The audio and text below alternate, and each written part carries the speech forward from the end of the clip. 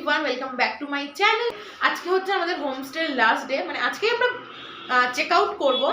আমার সব ব্যাগপত্র গোছানো কমপ্লিট। তো চলো হোমস্টেটা ছেড়ে যাওয়ার আগে আরও একবার হোমস্টের সামনে থেকে যে ভিউগুলো দেখতে পেতাম সেইটা আরও একবার চোখ ভরে দেখে নিই।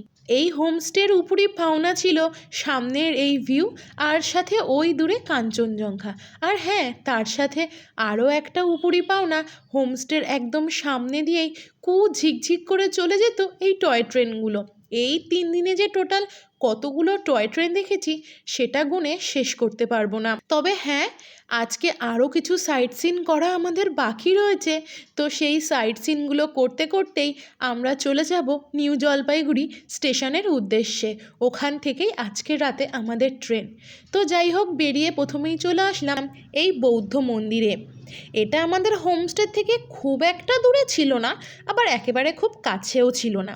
যাই হোক, চলে আসলাম এই বৌদ্ধ মন্দিরে। তো চলো, মন্দিরের ভিতরে জুতো খুলে যেতে হয়। আর এই মন্দিরের ভিতরে ভিডিও ক্যামেরা করা অ্যালাউ আছে, মানে ওরকম কোনো রেস্ট্রিকশন নেই যে ভিডিও বা ক্যামেরা করা যাবে না। তো এই হলো আমাদের বুদ্ধজি। আমিও প্রাণ ভরে দর্শন করি, আর তোমরাও দর্শন করে নাও আমার সাথে।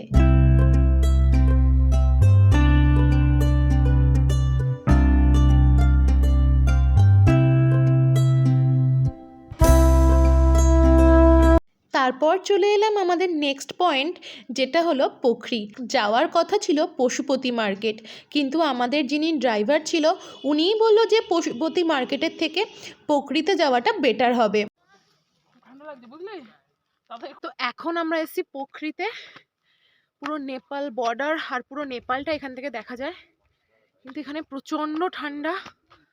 আর এখন ওপরে উঠছি, আকাশে এতটা কুয়াশা, নিচ থেকে সেরকম কিছু ক্লিয়ার দেখা গেল না। তো চলো ওপরে গিয়ে দেখি কতটা কি দেখা যায়।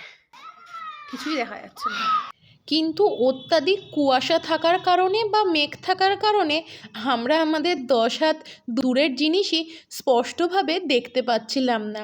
তবে হ্যাঁ, এখানকার ওয়েদারটা বেশ ভালোই ছিল। নেক্সট আমরা যাচ্ছি গলিতার ভিউ পয়েন্ট। আর এখানে যাওয়ার সময় এখানকার রাস্তা আমাদের উপহার দিল।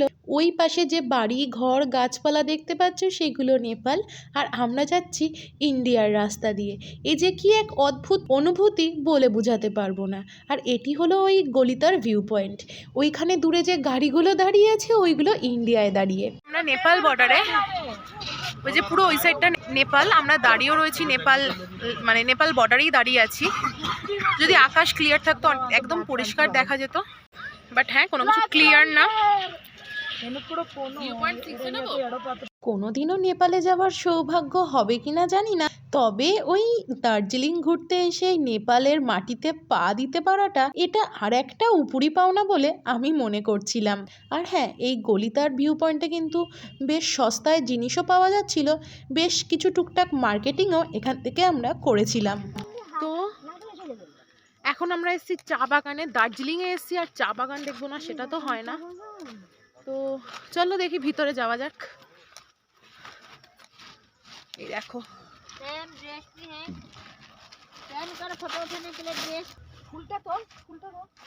তো এখানে নো এন্ট্রি লেখা রয়েছে, ট্যুরিস্টদেরকে ঢুকতে দিচ্ছে না।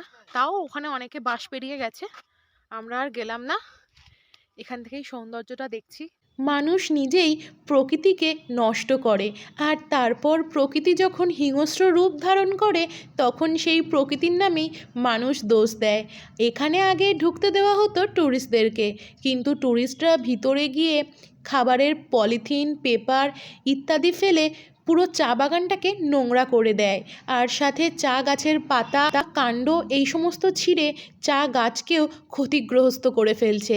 তাই এখন আর এই চা বাগানে মানুষকে ঢুকতে দেওয়া হয় না। যাই হোক, এর জন্য একদিক থেকে এই চা গাছগুলো ক্ষতিগ্রস্ত হওয়ার হাত থেকে রক্ষা পাবে। আমাদের নেক্সট আর লাস্ট ভিউ পয়েন্ট সেটা হলো এই মিরিক লেক। এটাই হলো সেই মিরিক লেক, যে লেকটিকে কেন্দ্র করে চারিদিকে অনেক মার্কেট পার্ক ইত্যাদি বসেছে, আর তার সাথে এই লেকে বোটিংও হচ্ছিল। যাই হোক, আমরা বোটিং ফোটিং না করে এখানে কিছুটা সময় বসে কাটিয়ে তারপর চলে যাব বাড়ি যাওয়ার জন্য নিউ জলপাইগুড়ি স্টেশনের উদ্দেশ্যে।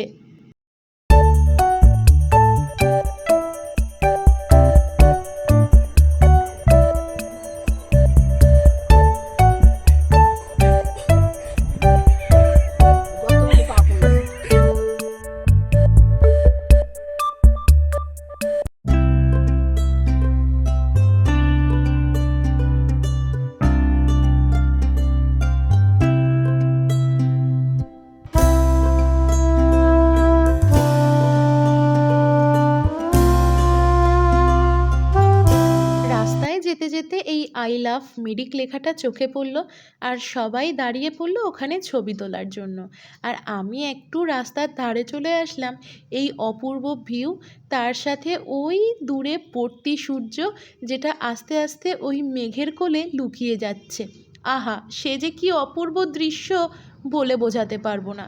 তারপর আবারও উঠে পড়লাম গাড়িতে, আর এই পড়তি বিকালে পাহাড়কে বিদায় জানানোর পালা এবারে, কারণ আর বেশিক্ষণ নেই এই পাহাড়ি জায়গায়।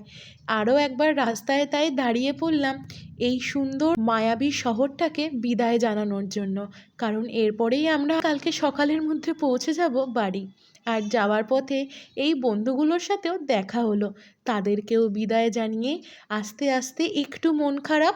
আর এই যে এই 3-4 দিনে প্রকৃতি যে উপহারগুলো দিয়েছে সেইগুলোকে ক্যামেরা বন্দি করে চা বাগান দেখতে দেখতে এই শহরটাকে এবার বিদায় জানানোর পালা। যাই হোক, দেখা হবে তোমাদের সাথে নেক্সট আবার কোনো ভিডিওতে।